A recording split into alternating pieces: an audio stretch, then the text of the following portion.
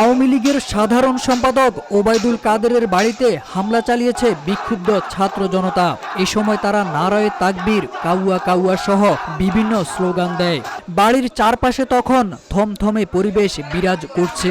আন্দোলনকারীরা কেউ কাদেরের বাড়ির ছাদে, কেউ বাড়ির ভেতরে, আবার কেউ বাড়ির সামনে অবস্থান করছেন।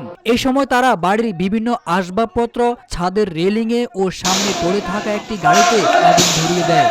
এই যেন আওয়ামী লীগের হেভিওয়েট নেতাদের বাড়ি ভাঙচুরের হিড়িক চলছে। এদিকে কুমিল্লায় সাবেক সংসদ সদস্য আকম বাহাউদ্দিন বাহারের বাড়ি এবং কুমিল্লা মহানগর আওয়ামী লীগ অফিস ভাঙচুর করেছে বিক্ষুব্ধরা। বাদ যায়নি আওয়ামী হেভিওয়েট নেতা সাবেক মন্ত্রী আমির হোসেন আমুর বরিশালের বাড়িও। বুধবার মধ্যরাতে তার বাড়ি বুলডোজার দিয়ে ভেঙে দিয়েছে বিক্ষুব্ধ ছাত্র জনতা। এ সময় বিভিন্ন মালামাল লুট করতে চাইলে শিক্ষার্থীরা বাধা দিয়ে সেগুলো ভেঙে গুড়িয়ে দেন।